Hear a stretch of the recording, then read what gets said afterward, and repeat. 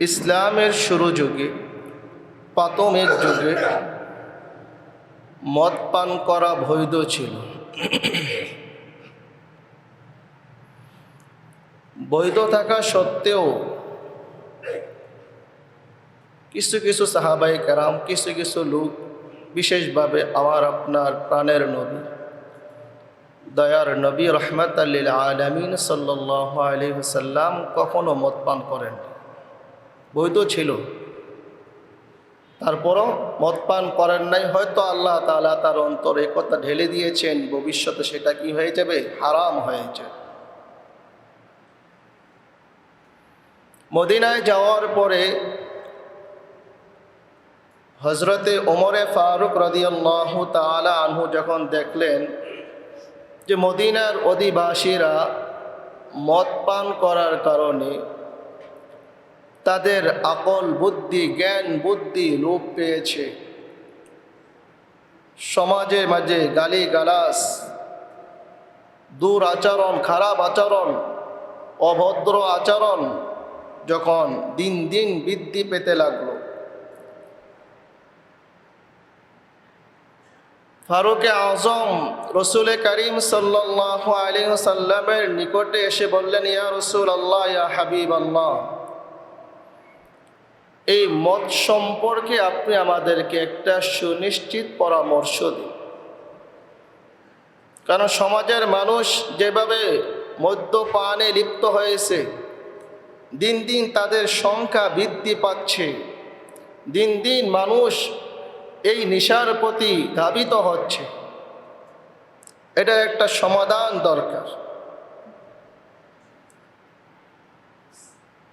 ফারুকে আজম রাদিয়াল্লাহু তাআলা আনহুর এই কথার প্রেক্ষিতে আল্লাহ তাআলা কোরআনের আয়াত নাজিল করেন, ইয়াসআলুনাকা আনিল খামরি ওয়াল মাইসির।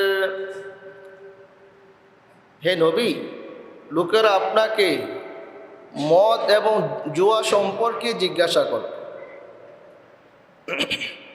আপনি বলে দিন, কুল ফীহিমা ইসমুন কাবীর, এই দুইটা মারাত্মক ধরনের গুনাহের কাজ, বড় ধরনের গুনাহের কাজ। ওয়া মানাফিউ লিন-নাস, হ্যাঁ, তবে কিছু কিছু উপকারও আছে, তবে উপকারের তুলনায় ক্ষতির দিকটাই অধিক বেশি। এই আয়াত মদ সম্পর্কে সর্বপ্রথম নাজিল হয়। এই আয়াতের মাঝে স্পষ্ট ভাষায় মদকে হারাম করা হয় না, বলে দেওয়া হয়েছে যে মদ পান করা, জুয়া খেলা, এই দুইটা কাজ খুবই মারাত্মক ধরনের অপরাধ, গুনাহের কাজ, পাপের কাজ। এই আয়াত নাজিল হওয়ার পরেও অনেকেই মদ পান করা চালিয়ে গেছে। দ্বিতীয় পর্যায়ে আল্লাহ তাআলা কোরআনের আয়াত নাজিল করেন।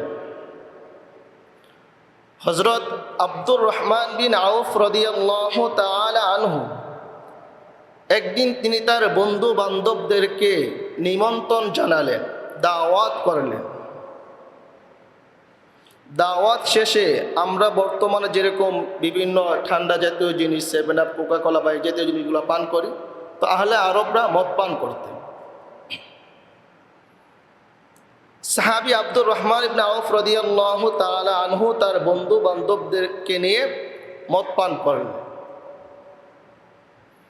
তো মদ পান করলে স্বাভাবিকভাবেই মানুষের হুঁশ জ্ঞান থাকে না, বুদ্ধি লোপ পায়, জ্ঞান বুদ্ধি ঠিক থাকে না। এমন সময়ে মাগরিবের নামাজের সময় হয়ে গেছে। একজনকে নামাজে পাঠালেন নামাজ পড়ানোর জন্য। তো যিনি ইমাম হয়ে নামাজ পড়াবেন তিনি সূরা ফাতিহা পাঠ করলেন। সূরা ফাতিহার পরে সূরা কাফিরুন তেলাওয়াত শুরু করলেন। সূরা কাফিরুন পড়তেছেন, কুল ইয়া আইয়ুহাল কাফিরুন আ'বুদু মা তা'বুদুন। আছে কি লা আ'বুদু না, আছে লা আবুদু, আমি ইবাদত করি না, মা তাবুদুন, হে কাফের তোমরা যাদের ইবাদত করো। তাহলে বললো কি, আমিও ইবাদত করি, তোমরা যাদের ইবাদত করো। নাউজুবিল্লাহ।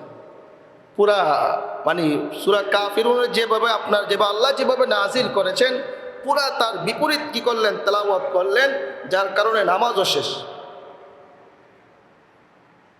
এই প্রেক্ষাপটে আল্লাহ তাআলা কোরআনের দ্বিতীয় আয়াত নাজিল করলেন, ইয়া আইয়ুহাল্লাযীনা আমানু লা তাকরাবুস সালাতা ওয়া আনতুম সুকারা। হে ঈমানদারেরা, যখন তোমরা নেশাগ্রস্ত অবস্থায় থাকো নামাজের ধারে কাছেও যেও।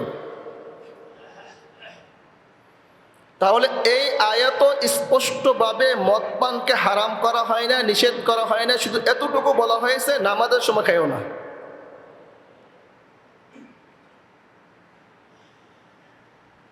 এই আয়াত দ্বিতীয় আয়াত নাজিল হওয়ার পরে ম্যাক্সিমাম লোকে ছেড়ে দিয়েছেন, তারপরও কিছু কিছু লোক তারা বলতেছে আল্লাহ তো নামাজের সময় খাইতে নিষেধ করেছেন, অন্য সময় খাইতে তারা নিষেধ করেন নাই, যার কারণে কিছু কিছু লোক অন্য সময় পান করতেন, নামাজের সময় খাইতেন।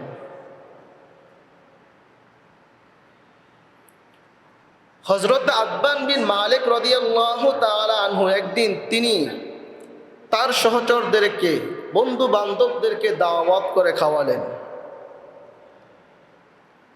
দাওয়াত করার পরে যখন শরাব তাদের মাঝে পরিবেশন করলেন, মদ পরিবেশন করলেন, ওই দাওয়াতের মাঝে একজন মেহমান ছিলেন হযরতে সাদ ইবনে আবি ওয়াক্কাস রাদিয়াল্লাহু তাআলা আনহু, যিনি জলিল কদরের একজন সাহাবী ছিলেন। মদ পান করার পরে যখন সকলের অবস্থা নেশাগ্রস্ত অবস্থায়, মাতাল অবস্থা, তো তাদের অভ্যাস ছিল মদ পান করার পরে কোনো অনুষ্ঠানে একত্রিত হলে তারা কবিতা কি করতেন, আবৃত্তি করতেন। তাদের নিজেদের বংশ নিয়ে, তাদের পূর্বপুরুষের গর্ব নিয়ে তারা কবিতা আবৃত্তি করতেন, কবিতা পাঠ করতেন। সাদ ইবনে আবি ওয়াক্কাস রাদিয়াল্লাহু তাআলা আনহু, তিনি যেহেতু আপনার মুহাজির ছিলেন, এই জন্য তিনি তার মুহাজির ভাইদেরকে নিয়ে সুন্দর চমৎকার কবিতা আবৃত্তি করলেন, তাদের প্রশংসা সম্বলিত কবিতা আবৃত্তি করলেন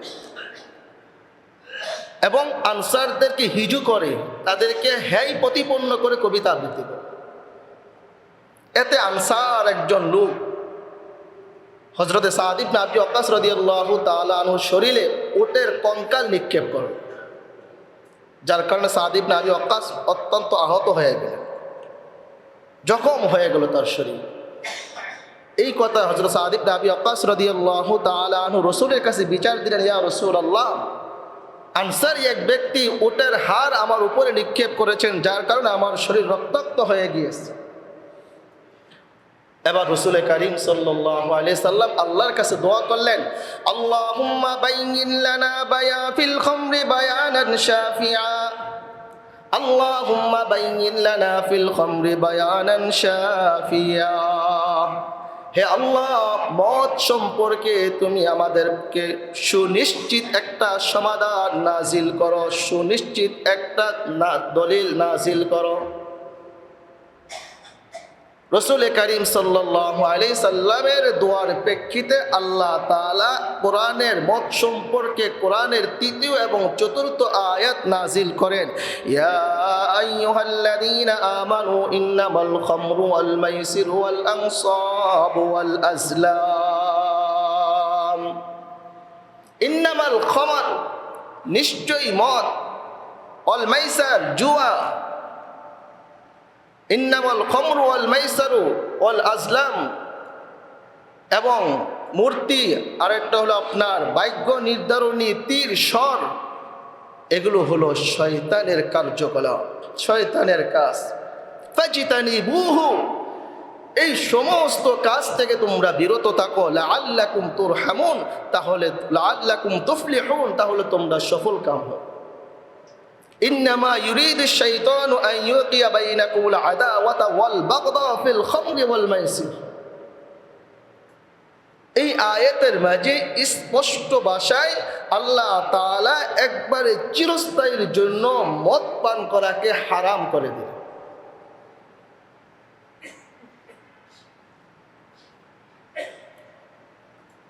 একবার হযরতে এই রাসূল করিম সাল্লাল্লাহু আলাইহি সাল্লামের এক সাহাবী এই আয়াত যখন নাজিল হলো, হাদিসের কিতাবগুলো প্রমাণ করে পুরা মদিনার অলি গলিতে যখন মানুষের সমস্ত মটকাগুলোকে ভেঙে মদ ঢেলে দিলেন, পুরা মদিনার অলি গলি আপনার পুরো প্লাবিত হয়ে গেছে, স্রোতের ন্যায় প্লাবিত হয়ে গেছে। তো এক সাহাবী তিনি সিরিয়া থেকে মদ কিনতে গিয়েছিলেন, যখন মদ কিনে ফিরতেছিলেন জানতে পারলেন যে কোরআনে আল্লাহ তাআলা বিধান নাজিল করছে মদ পান করা যাবে না, মদ পানকে হারাম করেছেন। এবার তিনি রাসূল করিম সাল্লাল্লাহু আলাইহি সাল্লামের নিকটে আসলেন, ইয়া রাসূলুল্লাহ, আমি তো মদ কিনেছিলাম অনেক মুনাফার আশায়, অনেক টাকা খরচ করে আমি মদ করেছি, এখন এগুলো আমি কি করব? রাসূল বললেন, মটকার মুখ ভেঙে এগুলাকে কি করো, ভাসিয়ে দাও, ফেলে দাও, নিক্ষেপ করো।